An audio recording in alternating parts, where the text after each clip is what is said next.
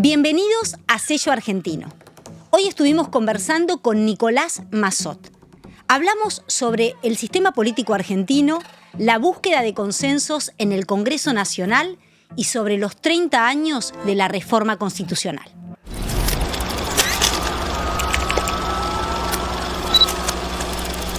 Bueno, Nico, muchísimas gracias. Te quiero dar la bienvenida a Sello Argentino. Gracias por haberme dicho que sí a la convocatoria de conversar un rato juntos. La verdad que me da mucha alegría después de mucho tiempo. Hacía tiempo que no nos veíamos. Vos sos un diputado famoso, así que te vemos por la tele igual. Pero bueno, muchísimas gracias por estar acá. No, bueno, gracias por la invitación y felicitaciones por el despliegue. Bueno, muchísimas gracias. La verdad que estamos contentos de tenerte, de tener un joven político. No tan joven. No, sí, lo sos y con muchísimo futuro también. Preguntarte algo que me parece que, si bien te conocemos, el Nicolás Massot, que en algún momento le nació la iniciativa, la inquietud, la vocación de la política. ¿Qué pensás de ese Nicolás? ¿Qué le hablarías a ese Nicolás, ya habiendo transcurrido algunos años, bastantes años, y con responsabilidades también partidarias que has tenido y que después vamos a charlar un poquitito? Bueno, se me ocurren dos cosas rápidamente. Sí. La primera, yo diría que el principal cambio es que en aquel momento yo ponía el énfasis en el protagonismo individual de lo que quería arrancar, ¿no? Entonces, sí, uno siempre sueña, bueno, en hacer todo lo mejor posible, que eso por supuesto permanece, pero uno por ahí se proyecta respecto de qué responsabilidades o qué roles te van a tocar en lo individual, y es como que el acento estaba puesto ahí. Uh-huh. Y yo diría que el principal cambio y tal vez la principal enseñanza es que hoy el acento lo pongo en pertenecer de última a una generación o a un equipo en donde lo colectivo tenga el protagonismo, ¿no? Uno va desvinculando el juicio que vos hacés respecto de, digamos, de si tu derrotero fue más o menos exitoso, en vez de ponerlo en cuestiones rígidas, ¿no? El cargo, el logro, la elección.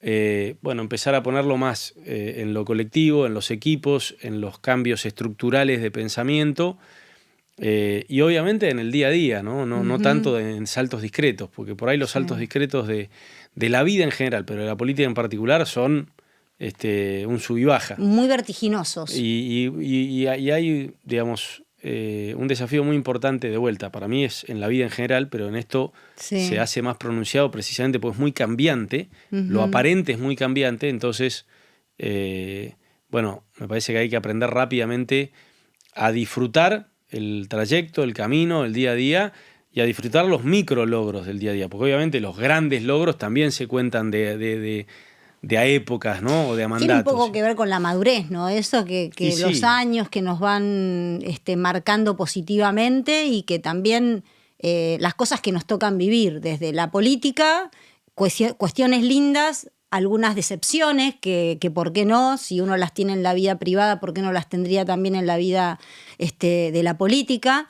Y esa madurez vos la sentís hoy también, menos ansiedad. Sí. Es un proceso, yo creo que no termina nunca, ¿no? Sí. Es decir, yo no creo que haya terminado. Para mí es algo que no te abandona nunca. Creo que, digamos, el mejor derivado de la humildad, no digo que yo la tenga, pero intento tenerla. Ahí está. Y creo que el mejor derivado de la humildad es precisamente nunca perder la predisposición a aprender. Claro. ¿No? Eso para mí es fundamental. Y aprender de todo punto de vista, de temas más duros, más técnicos, de conocimientos específicos y digamos, y el cultivo de virtudes, ¿no? O de hábitos, que también yo creo que no se dejan de aprender nunca. Pero sí, parte de la madurez es eso, es controlar la ansiedad, es no juzgarte tanto por el hacia afuera, digamos, a darle más importancia a la construcción de equipos, a la prédica con el ejemplo, ¿no? Trascender en lo que hacemos nosotros, muy importante, no que no te importe, pero que no te domine la opinión pública y que en todo caso te importe, porque por supuesto esto tiene mucho de escucha y la opinión pública hay que escucharla y al electorado y a la sociedad hay que escucharla, pero con un énfasis muy fuerte en las convicciones, ¿no? Lo que uno representa y quiere seguir representando, y no que te represente la encuesta. Total. ¿Cómo te llevas con las redes? Bien, Bien. no las utilizo con tanta frecuencia, Sí. soy bastante celoso de mi vida personal, entonces Claro. eso te pone un límite. Total. Y tampoco soy amigo de la obligación que ahora sentimos por hacer declaraciones por todo, ¿no? Claro. Por Yo todos hago los declaraciones sobre bastante pocas cosas en las que siento que hay algo que agregar. Soy mucho de conceder, digamos, cuando yo me veo representado en alguien más, soy más de poner me gusta o de retuitear o de tomar lo que me representa de otros, que viste que hay como casi una obligación de que lo que no se vuelca en las redes no existe, ¿no? Exacto. Y bueno, yo a eso le escapo. Pero sí me parecen un muy buen elemento para agregar cuestiones a los debates. Muchas veces hay debates en donde uno siente que faltan cuestiones, que faltan argumentos, y bueno, cuando Y uno ahí siente das la tu voz. necesidad, ahí me parece muy valioso. ¿Sí? Ahí está bueno dar tu voz. ¿Qué te cambió? Sé que sos papá de 3 niños. Creo que quienes somos padres, no solo nos cambia nuestra vida, sino también quienes además somos políticos, nos cambia la forma también de ver y de hacer política. ¿Qué pensás que aportó al Nicolás Massot político el ser papá?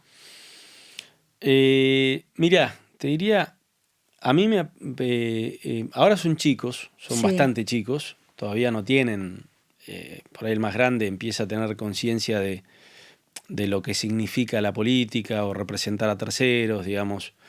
Pero no te voy a mentir, a mí me da un poco de temor cuando crezcan un poco, porque veo que el costo sobre los hijos chicos, digamos, cuando tienen que empezar a entender de tener tan accesible digamos, te diría, lo verdadero y lo falso, ¿no? Porque uno siempre dispara por la fake news, que por supuesto es terrible, digamos, sí.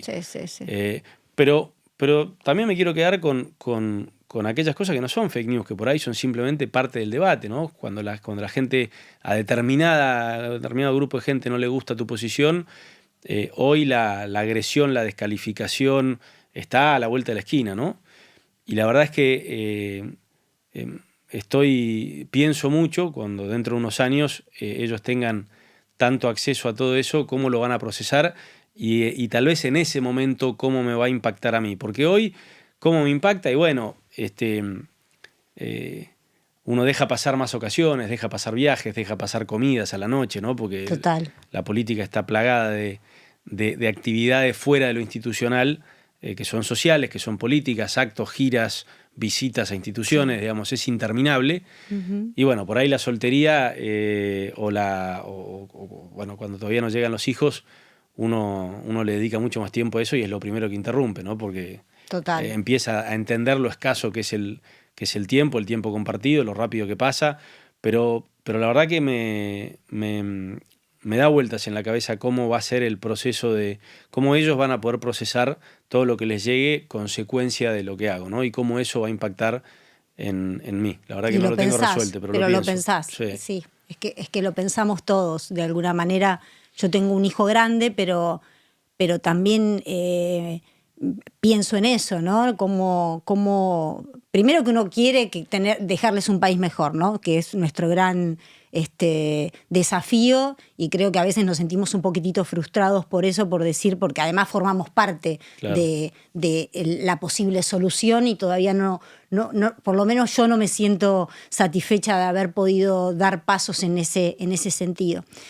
Nico, vos que hoy formás parte de la Cámara, estás en un bloque interesante con personas que la verdad que tienen muchísima trayectoria en la Cámara, como Miguel Ángel Pichetto, que es creo que él es el presidente del bloque. Sí. Pero vos tuviste una responsabilidad enorme en el 2015, de hecho ahí compartimos Cámara, que fue ser presidente de un bloque que era el bloque del PRO, o sea, nada más ni nada menos en el momento en el que eras oficialista, ¿no?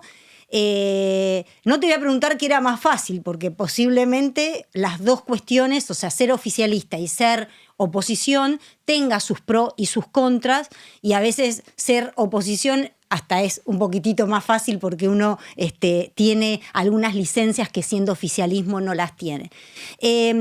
Pero comparando ambas experiencias, sabiendo que son absolutamente diferentes, pero vos que sos un tipo dialoguista, vos que sos un tipo que hablabas con todo el mundo, porque a mí me consta que nosotros no pertenecíamos al mismo bloque e igualmente pudimos lograr llevar a cabo muchos proyectos de ley juntos y discutiendo con posturas absolutamente diferentes, antagónicas, hasta llegar a esto que por lo menos yo valoro, que es de dos posturas distintas llegar a un consenso, ¿no? El mayor valor de la política. Contanos un poco estas dos experiencias, la experiencia del 2015-2019 y ahora que te toca ser diputado en este bloque, que no deja de ser un bloque interesante por no solo quienes lo componen, sino por la cantidad de diputados que tiene para decidir algunas cosas. ¿Por qué no decirlo de esa manera, no? Uh-huh. A ver, primero, en lo estrictamente personal, obviamente que a la hora de tomar posiciones, como bien decías vos antes, el ser opositor, si bien uno pertenece a un bloque y muchas cosas, sí, uno no puede expresar exclusivamente su posición personal, porque digamos, por eso existen los partidos y los bloques, para tratar de llegar a posiciones conjuntas. Uno tiene menos restricciones. Digamos, a mí me ha pasado varias veces, sí, no solamente como oficialista, ser presidente de bloque te agrega restricciones, porque vos por ahí, si en una cuestión muy personal, digamos, o muy específica, tenés algún diputado o diputada que quiera diferenciarse del bloque por una razón particular, pero bueno, lo puede hacer. Ya si lo hace el presidente de bloque, tiene otro impacto. Entonces, yo en aquel momento recuerdo, de manera totalmente voluntaria y convencido, pero recuerdo haberme tenido que morder la lengua o actuar incómodo en algunas cuestiones. Seguramente varios de ustedes se habrán dado cuenta porque mi cara no sabe mentir. No. Pero bueno, uno lo hacía porque al final formaba parte de un gobierno que era mucho más que una posición particular, era un conjunto de cuestiones, era un rumbo. Era obviamente un equipo. Y no está mal que así sea. Y no está mal que así sea. Pero bueno, eso hoy no me pasa. Hoy yo estoy mucho más suelto, es mucho más genuino lo que expreso, es mucho más genuino mi accionar. Entiendo que para muchísima gente que está acostumbrada a trazar una raya y ponerse siempre de un lado y establecer dos tribunas y no tener ninguna interacción con lo otro, le puede resultar difícil de comprender que haya algunos que en vez de ver la vida en colores, lo veamos en paleta, ¿no? Y sí, que los colores se combinan y que las discusiones no son personales, no hay rivales, sino que las discusiones son temáticas. Hay políticas públicas, hay proyectos, y la verdad que a mí me parece muy reduccionista este supuesto que flota entre tanta gente de que hay un bando que siempre está equivocado y otro bando que siempre está en lo correcto, ¿viste? No es la vida, es una reducción casi infantil. Lo más sensato, lo más lógico, y que es de hecho lo que ocurre, es que todos los gobiernos aciertan y todos los gobiernos se equivocan. Por eso, por más que no te guste el estilo de un presidente o de una presidente, o te puedan gustar más o menos cosas, lo lógico es que uno entienda que de todas las experiencias, de todos los mandatos, hay que pasar cosas en limpio, hay que dejar que cada gobierno deje un legado, algunos obviamente que les sale mejor que otros. Y también lo lógico es que uno tenga la posición, al mismo tiempo en que uno acompaña varias de esas cuestiones, tenga que estar siempre alerta de qué es lo que tiene que limitar o qué es lo que tiene que evitar de un gobierno que al mismo tiempo, como es la vida, como es el ser humano, acierta y equivoca. Entonces, bueno, creo que falta una cultura, no solamente en la política, en la sociedad, de valorar eso. Y por de valorar claro, los matices, decís vos. Claro, de valorar los matices, de valorar el equilibrio, de valorar la discusión por temas y no por personas. Y en todo caso de entender que un país es un proyecto común entre distintos. Entonces digamos, estas corrientes a la cual pertenece sin duda a una parte del gobierno actual, y ni hablar que ha pertenecido a una parte del gobierno anterior, y ni hablar que yo tuve problemas en mi propio partido, en mi propia coalición, porque también existía esto, esta idea de que los países, la Argentina solo va a funcionar cuando este espacio desaparezca, ¿no? Claro. Entonces, este tipo te dice, no, bueno, Macri o Milei, la dictadura, tendrían que desaparecer, el liberalismo, o los que te responden, no, el problema es el peronismo o el kirchnerismo, cuando no se muere hasta que no se muera el kirchnerismo. Entonces decís, bueno, no, acá no se tiene que morir nadie, no tiene que desaparecer nadie, lo que tiene que hacer es funcionar un sistema en donde, y acá va lo que yo vivo igual, cuando soy oficialista y cuando soy opositor, con distintas responsabilidades, pero lo que tiene que funcionar, especialmente en el Congreso, es el proceso de síntesis, es el proceso de conclusiones. O sea, en los regímenes parlamentarios se llama formar gobierno cuando un primer ministro que ganó una elección logra una mayoría en el Congreso. Hasta que no logra una mayoría en el Congreso, no tiene un gobierno formado y no puede comenzar. Y eso es muy sabio. Yo no digo que tengamos que cambiar de régimen, lo podemos hacer de eso? culturalmente. Nosotros podemos ir teniendo el mismo régimen de ahora. Lo que hay que tener es una práctica de observar los consensos como motor del progreso. No es solamente una mayoría exigua, a ver cómo me junto con este gobernador o transo con el otro. Como chiquitita, ¿no? Claro, porque transitoria. eso es táctico, eso así como llega se cae, ¿no? Sí, lo que la Argentina necesita entender es que los presidentes, y esto es muy, muy actual, no solamente tienen que gritar fuerte, tienen que tener razón o tienen que construir mayorías, tienen que liderar cambios. Y liderar cambios es un proceso que ocurre, por supuesto, con los propios adelante y dando la discusión cultural y representando lo que vos dijiste en campaña. Todo eso está perfecto, nadie dice que no se haga.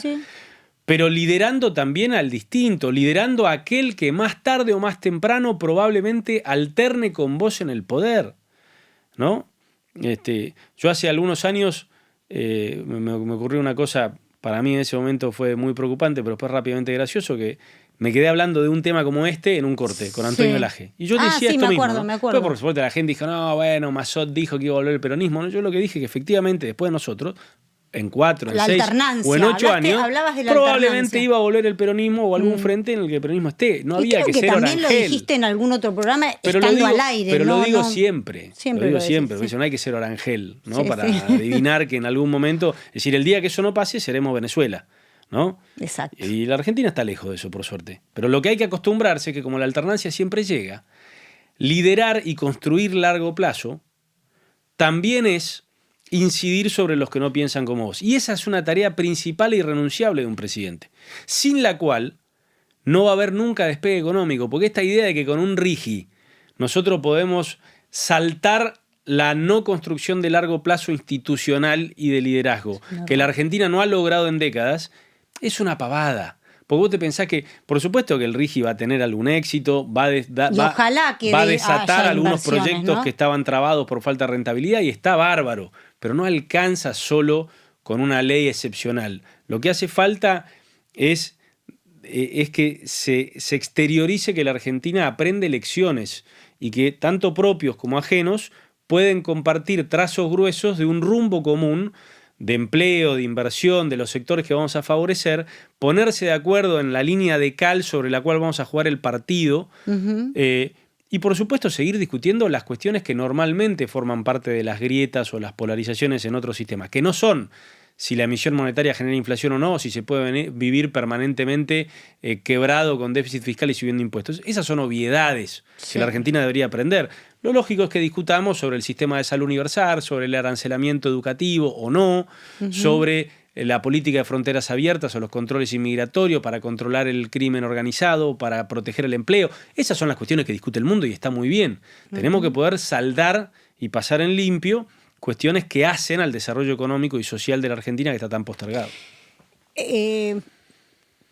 Yo soy una convencida y creo que lo hemos vivido nosotros también. Se viven en muchos ámbitos, pero en el Congreso se palpa mucho, y además hay todo como un escenario armado también para eso, cuando así quiere ser, el tema de la confrontación, ¿no?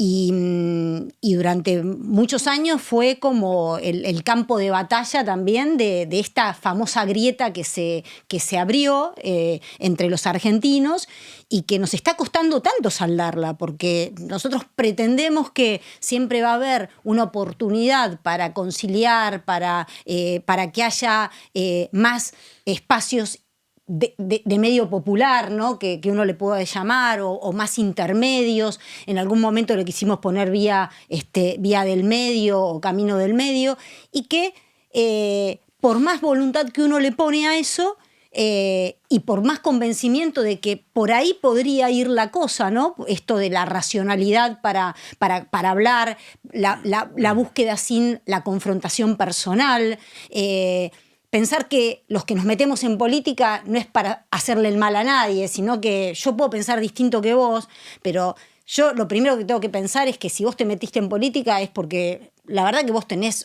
algo en vos que te motiva a hacer el bien al otro. Ahora, ese prejuicio positivo, muchas veces uno lo ve que es al revés, que hay gente que cree, no, se metió para jorobarle la vida al otro, para robarse todo, o sea, siempre el prejuicio negativo.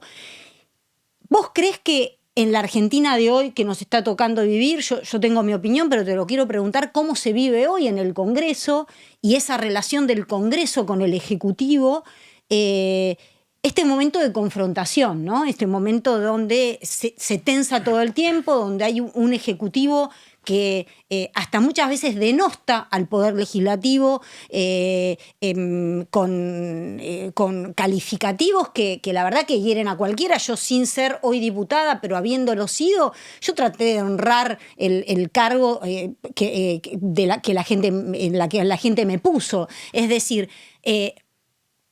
¿cómo se vive esto? Y si vos crees que hay algún viso de luz para terminar con estas confrontaciones, ¿no? Porque no le hacen mal solamente a los que vivimos en la política o a los que sino que le hace mal a la gente escuchar todo el tiempo esta confrontación, este conflicto, estas agresiones hasta verbales. ¿Cómo lo ves a eso y cómo ves el futuro de esta posibilidad de que se revierta?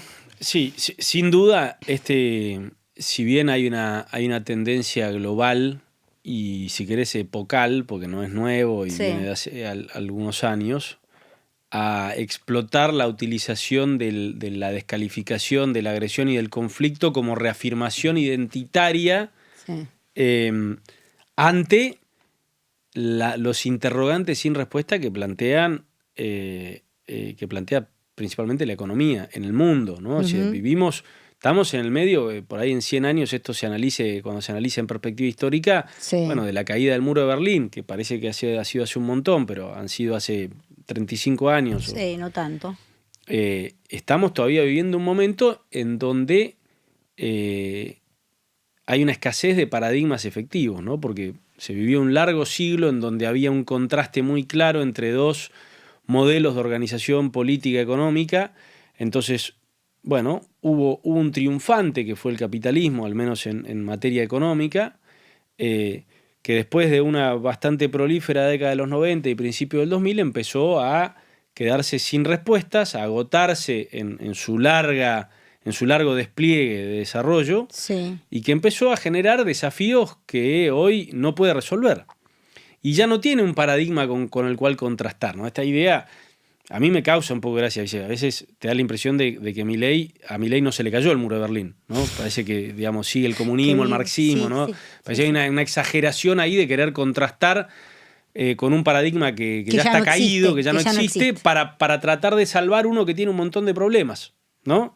Entonces esa reafirmación identitaria necesita el conflicto, necesita el agravio, necesita la descalificación, porque lo que no tiene es resultados contundentes. Entonces desde ahí, es entendible. Ahora, por eso yo te hablaba del liderazgo, porque eso no va a cambiar solo, no lo va a cambiar la sociedad de abajo para arriba.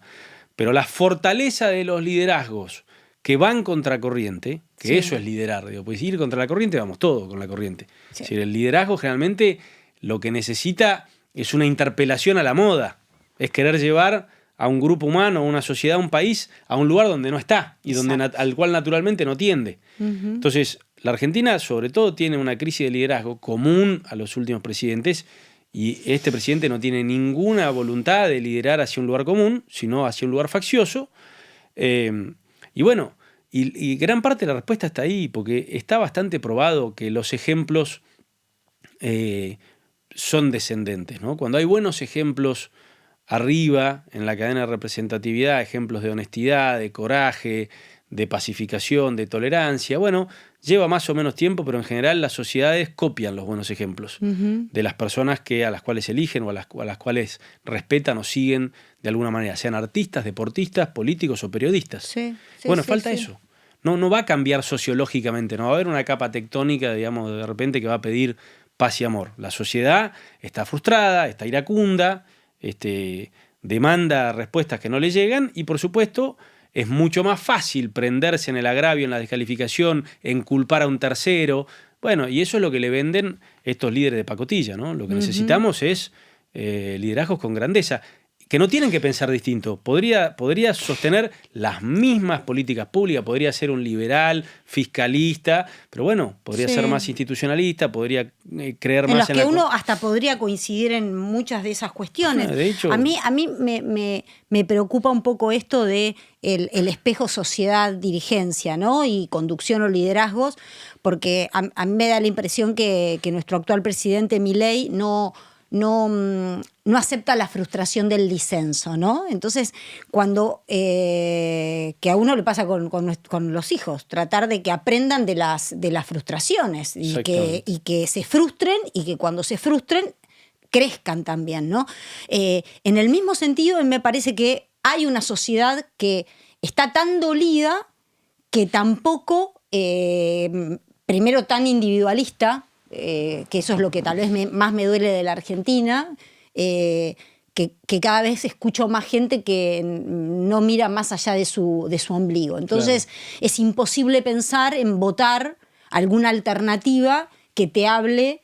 No te estoy hablando de peronismo, yo porque soy peronista y creo que más allá de todas las cuestiones de autocrítica que tenemos que hacernos y que las tenemos que hacer en serio, y de una vez por todas, porque si no nos va a costar muy caro, no solamente para nosotros, sino frente a la gente, validar también nuestra autoridad de un partido histórico popular como es el peronismo, que no le dio respuestas a la gente. Y no le dio buenos resultados. Y cuando vos no le das buenos resultados a la gente no te vota. Pero me pasa que no... ¿Por qué no votan alternativas que no tienen que ver con el individualismo? Y yo creo que tiene que ver con esto, con cuál es el huevo y la gallina. O sea, porque la realidad es que las ofertas tampoco son posiblemente colectivas, de sensibilidad social, de pensar en el otro, de pensar en lo colectivo, de no mirar solamente para mí. ¿Vos crees que hay un poco de esto también, de un espejo, de un gran individualismo que también nos está llevando puestos como sociedad? Sí, creo que sí, pero mirá, por ahí el ejemplo más popular y más patente, más evidente del surgimiento de un líder absolutamente contracultural que avanzó en un sentido de grandeza, de pacificación, de tolerancia, digamos, de dar vuelta a la página sin abandonar la justicia que exista en el mundo contemporáneo, sea el de Nelson Mandela en Sudáfrica. Es decir, todo indicaba que ese país tenía que estar preparado para un escalamiento en la conflictividad, en la violencia, que comenzara una ventana de venganza. Bien, no podía terminar bien eso. Claro, digamos. Entonces, lo que yo me refiero es eso. Es decir, y ahí no hubo un milagro, no fue algo irracional, fue el surgimiento de un líder. Fue un tipo absolutamente sufrido, que estuvo 18 años preso, que le mataron amigos, familiares, que podría haber sido un bolsón de odio y rencor, y por una superación absolutamente personal y colectiva, porque no era una excepción lo de Nelson Mandela, sino que había todo un lineamiento del Congreso Nacional Africano que defendía la salida pacífica, el proyecto común. Bueno, eso es liderazgo. Sí. Entonces, no me vengan a explicar que, bueno, no, como la sociedad estaba enojada, tenía que venir un loco como Milei. Matanga. matanga, no es verdad, ¿no? Entonces, bueno, pero no importa, es lo que tenemos. Pero Ahora, está. es lo que tenemos, de lo que veníamos era horrible, es totalmente entendible que la gente permanentemente quiera hacer oídos sordos y no quiera ni mirar los excesos, los abusos, las incoherencias que tiene este gobierno, porque dice, bueno, pero lo anterior, por favor, basta. Y fenómeno, está muy bien. Ahora, no es imposible pensar hacia atrás y hacia adelante al mismo tiempo. Entonces, yo pienso hacia atrás y por eso digo, bueno, este es el gobierno que tenemos, ayudemos a que aprieten los botones correctos, a que ordenen la macroeconomía, a que la Argentina entienda que tiene que tener disciplina fiscal y monetaria, a desregular, a fomentar la iniciativa privada. En eso hay que acompañar. Acompañar no significa no observar, porque, digamos, nosotros acompañamos la ley base, pero la ley base original venía con una cuadriplicación de retenciones, superdelegaciones por 4 años, privatización de todas las empresas sin control del Estado y del Congreso o de la auditoría, venía con una derogación absoluta de la indexación jubilatoria, era un desastre la ley original. Ahora, ¿qué era? ¿Era la única ley posible para desregular e incentivar la iniciativa? No, de hecho, discutimos 6 meses, le extirpamos de la ley todas esas cuestiones que eran absolutamente inoportunas e incorrectas y terminamos acompañando al gobierno en una ley que iba en esa dirección. Ahora, que me pidas, digamos, que yo siga la agenda de justicia de este gobierno, que es inexistente o hasta cómplice en algunas cuestiones, o que nos prendamos en la fiesta de los espías y los servicios de inteligencia para acrecentar los contenidos que después terminan en el dispositivo, digamos, de agresión y de ataque de este gobierno. Bueno, todo eso no tiene nada que ver con el hartazgo de la gente. Ahora, las dos cosas son posibles. Uno puede acompañar en aquellas cosas que uno quiere cambiar respecto de lo pasado, sí, y al mismo tiempo estar observando hacia adelante en lo que no te querés transformar. Las dos cosas son posibles. Ahora, bueno. ¿Vos ves, visualizás un gobierno de centro democrático, de centro no polarizado? Mira, en línea con tu primera pregunta de qué aprendí, también uno aprende que no todos los cambios hay que procurarlos desde el poder, porque si no siempre nos imaginamos, bueno, volvamos a presentarnos, busquemos otro candidato que hasta que no ganemos. Y yo creo que nosotros hoy estamos cumpliendo un rol importante, porque somos, digamos, al mismo tiempo parte de los que estamos garantizando que algunas cosas cambien y acompañando muchas de las medidas de un gobierno que no es el nuestro y que en muchas cosas no nos gusta, y al mismo tiempo lo estamos limitando de muchas maneras. Bien. Entonces, nosotros estamos siendo parte de lo que está cambiando en la Argentina. No estamos dando un cheque en blanco ni estamos queriendo volver atrás. Estamos desde nuestro lugar permitiendo que un gobierno avance sin pensar, como piensa este gobierno sin duda, que por haber ganado una elección tiene la discrecionalidad absoluta de llevarse puesto todas las instituciones, todos los consensos que la Argentina le llevó tanto tiempo alcanzar en algunos temas, como en temas educativos o de salud, o inclusive de inmigratorios o de fronteras abiertas, sin poder hacer lo que se le venga en gana. Bueno, nosotros somos eso. Y yo creo que hay que darle valor. Por supuesto que después seguramente sigamos tratando de ser parte hacia adelante de esta alternancia en donde en algún momento espero, si no es a mí, al que le toque en décadas, bueno, en algún momento la Argentina esté preparada para una seguidilla de gobiernos que vayan en serio por el desarrollo, que no es lo mismo que el crecimiento, ¿no? Ordenar la macro es una cosa y que la economía crezca es otra cosa.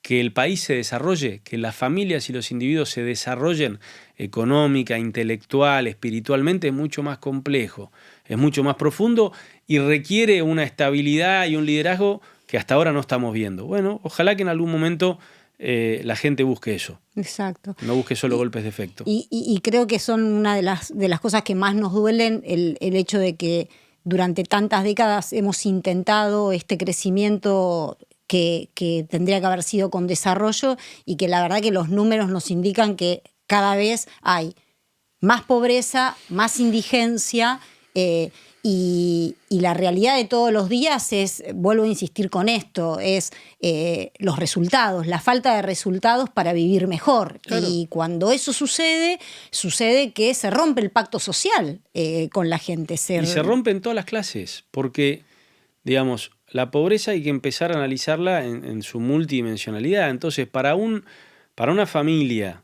de clase media alta, lejos de la línea de pobreza e indigencia, la sensación que por primera vez en la Argentina tienen los jóvenes y los no tan jóvenes, por primera vez, tal vez en 6, 7 u 8 generaciones, en 150 años, es que no importa cuánto trabajes, cuánto te esfuerces y cuánto mérito tengas, no vas a poder estar mejor que tus padres. Eso no pasa hace 150 años en este país. Este país se fundó con el valor opuesto a ese. Exacto. Este país se desarrolló con esa premisa, con la premisa de que era un país que permitía la movilidad o el ascenso social en base a la universalidad educativa y a las oportunidades de trabajo. Si vos te rompías el lomo y te educabas, y para eso laburaban tus padres, y le agregabas un nivel al nivel educativo de la generación anterior, primero la secundaria, el terciario, el universitario, el posuniversitario, el doctorado, lo que fuere, vos con estudio, con esfuerzo y con un esquema de meritocracia, vos podías estar al menos igual o mejor que tus padres. Y así no se rompe el contrato intergeneracional también. Bueno, eso en la Argentina se rompió. Y eso es tremendo. Eso no afecta solo a las clases bajas, eso afecta transversalmente a toda la sociedad. Entonces, la mirada tiene que ser mucho más quirúrgica. Sí, mucho más quirúrgica y creo que es volver a esas bases que... cuando uno es chico a veces viste que no comprende esas cosas que te dicen tus viejos, de decir, bueno, yo lo único que te puedo dejar es el estudio. Mirá, yo a ustedes, y siempre era el tema de conversación de mamá y papá. A ver, chicos, estudien porque lo único que nosotros, el esfuerzo que hacemos para poder pagarles el colegio y para que en su momento puedan ir a la universidad es lo único que les vamos a poder dejar.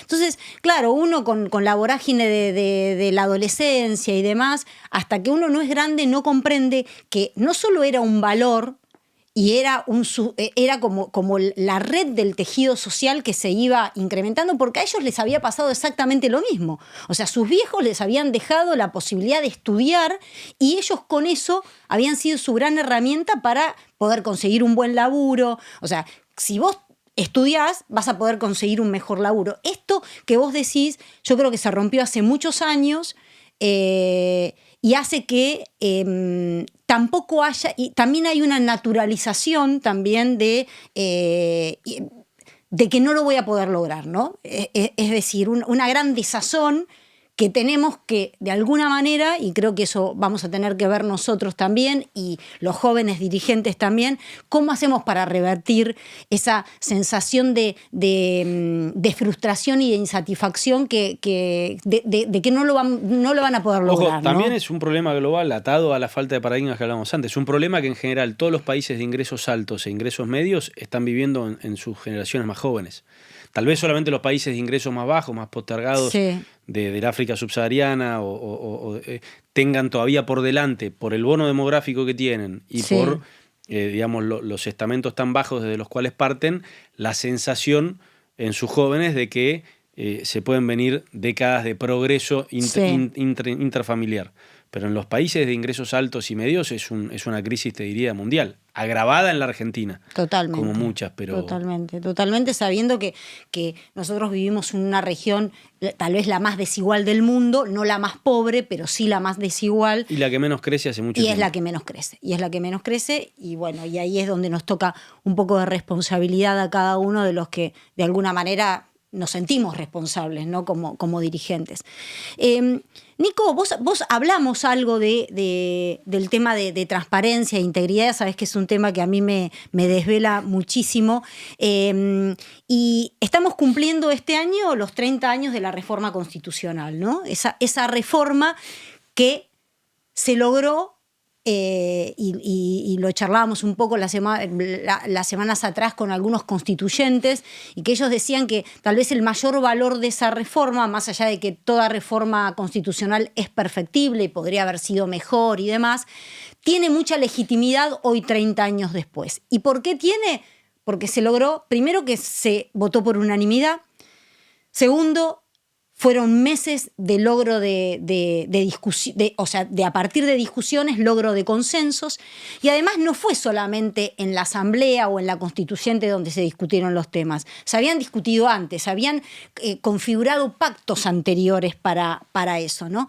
Y una de las cuestiones que la reforma tuvo fue ponerle mayor fuerza al equilibrio de poderes, ¿no? O sea, es decir, nosotros sabíamos en nuestro artículo 1 de la Constitución cuál es nuestra forma de gobierno y qué es federal y qué es republicana, pero de hecho es el primer derecho que de alguna manera que se pone en la reforma del 94, habla de democracia, que en las constituciones anteriores no hablaba de democracia.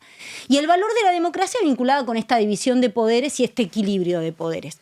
Vos perteneciendo al poder legislativo, siendo de alguna manera el que controla también al Ejecutivo, vos hablaste algo de esto, ¿no? De tal vez de lo sano, desde el Poder Legislativo, de ponerle un poco de parar un poco la avanzada del Ejecutivo, y que también es sano eso.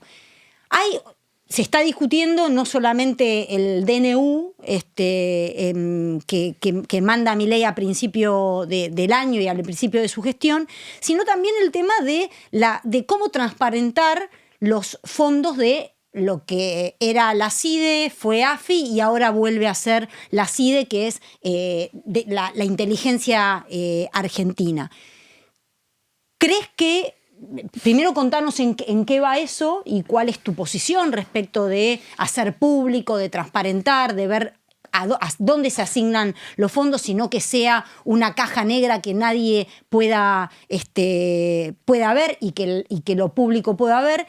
¿Y qué posibilidad le ves vos a que haya organismos de control que puedan tener dentro de sus facultades ya institucionalizadas la posibilidad de controlar los fondos de la CIDE?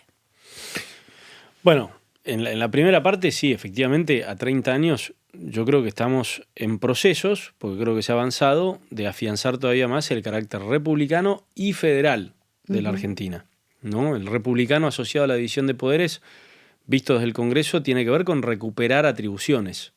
Es un Congreso que estuvo acostumbrado hasta el 2001 a las mayorías automáticas y a un bipartidismo colaborativo, entonces era poco relevante. Del 2001 para acá, con algunas excepciones, se ha perdido la lógica de las mayorías y la polarización ha hecho que el sistema político sea cada vez menos colaborativo, de hecho. Entonces es muy importante que el Congreso recupere poder en materia presupuestaria, en materia tributaria, en materia legislativa en general, restringiendo una anomalía que es como funciona acá, el instrumento de los DNU, que es algo a lo que nos vamos a abocar seguramente, sí, a normalizar ese funcionamiento, y que los DNU para regir requieran la aprobación de ambas cámaras como cualquier otra ley. En materia internacional, este gobierno, yo creo que en lo que más defectuoso es, lo más equivocado de este gobierno me parece, es su despliegue internacional, que solapa una agenda personal e ideológica del presidente con el interés de todos los argentinos de una manera que creo que está siendo muy nociva, y ahí el Congreso podría recuperar mucho más una atribución que en parte le pertenece. Entonces hay un proceso en el cual el Congreso tiene que seguir fortaleciéndose a través de recuperar atribuciones. Y en paralelo, en términos del federalismo, hay un proceso en el cual las provincias y los municipios tienen que seguir fortaleciéndose en materia también de la jurisdicción sobre la materia que cada uno ejecuta y financia. Sí. Pues yo en eso estoy de acuerdo con lo que dice el presidente, de manera desordenada lo dice, pero al final dice, bueno, que cada orden de gobierno se haga cargo de costear lo que le corresponde. Entonces yo no pago el FONIT, no pago las cajas de jubilación no transferidas, no pago la obra pública. Bueno, es algo que me parece refuerza el federalismo en tanto y en cuanto volvamos al pacto del 88 que refrendó la reforma del 94. Totalmente. En términos de la coparticipación, en donde las provincias se llevan el 58% y la nación el 42%, que no es lo que pasa hoy. Hoy hay detracciones muy importantes sobre impuestos coparticipables que la nación le quita a las provincias. Entonces yo le diría, señor Milei, fenómeno, que las provincias se paguen todo. La obra pública, los docentes, los jubilados, y los gobernadores estarían de acuerdo. Ahora bien, volvemos a lo anterior. Las asignaciones específicas de IVA, de combustibles, todo lo que el Estado Nacional le manotea a las provincias producto de que fue centralizando gobierno tras gobierno las cajas y entonces centralizando los gastos. Si ahora vamos a descentralizar los gastos, descentralicemos las cajas. Sí, hay mucho para ganar y yo creo que esa es una discusión que también se viene ahora en términos de la discusión presupuestaria. Respecto de lo de la CIDE, me parece una aberración, absolutamente inoportuno, y eso no tiene nada que ver, porque yo no estoy en contra ni del sistema de inteligencia, ni de que prevengamos al crimen organizado. Sí estoy totalmente en desacuerdo para aquello que se ha utilizado primordialmente la inteligencia en la Argentina en los últimos 30 años, que ha sido básicamente para atemorizar y perseguir opositores, digamos, o espiar empresarios, periodistas, digamos, que no tiene nada que hacer la inteligencia con eso. Pero lo que no se entiende en el país del no hay plata, en donde no le pagamos a los jubilados la actualización por ganancia. Es verdad, no hay plata, dicen. No pagamos, no le pagamos a los docentes, no hacemos obra pública y sinceramos un desempleo que no teníamos hace mucho tiempo. No le actualizamos en la reglamentación, según la ley, la actualización a los trabajadores que pagan ganancias. Es decir, todo tiene que ver con que no hay plata y se recorta absolutamente todo, pero el presidente viaja en aviones privados a recibir premios internacionales una vez por mes. Compramos aviones de guerra y de repente aparecen 100.000 palos para financiar espías sin control. Bueno, muchachos, frenen, paren la moto, controlen a los trolls, controlen la ambición, vengan al Congreso, pónganlo por ley, que vengan, expliquen cuáles son las hipótesis de conflicto, qué es lo que hay que prevenir, qué es lo que hay que financiar que es tan urgente e importante, y vemos. Bien. Sí, bueno, lo que vos mencionás es razonable. Parece que no está tan naturalizado lo razonable. Nico, así como hablamos de ese Nico que empezaba con la política y demás, ¿qué le dirías al revés, al Nico de dentro de 10 años? ¿O qué cosas le advertirías y cómo te imaginas eso? Tal vez en una charla con tus hijos hasta me lo imagino, ¿no? Hablando de política con tus hijos, explicándole esto de por qué te decidiste por la política y tal vez respondiendo a la pregunta de un hijo, papi, ¿por qué te dedicaste a la política? Bueno, yo lo que le diría es...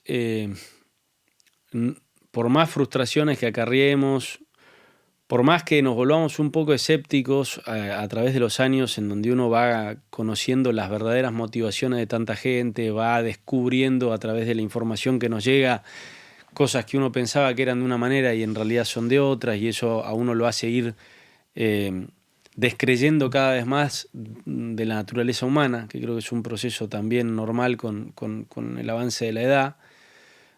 Yo lo que le diría, y obviamente le diría a mis hijos, es que sin caer en la ingenuidad, nunca abandonemos la fuerza de la voluntad, ¿no? Que todo eso no es necesario, que no es obligatorio, que hay contraejemplos por todos lados, que por más que el ser humano pueda tener tendencias maliciosas, tiene una capacidad infinita de conseguir grandes logros haciendo el bien. Entonces, bueno, suena ingenuo, pero es... digamos, uno puede ser escéptico, siempre digo yo, pero no cínico, ¿no? Uno se transforma de escéptico en cínico cuando pierde la fuerza, la convicción en la voluntad. Yo creo que eso es muy importante. Gracias, Nico, por haber venido. Un placer. Muchas gracias, igualmente. Un placer.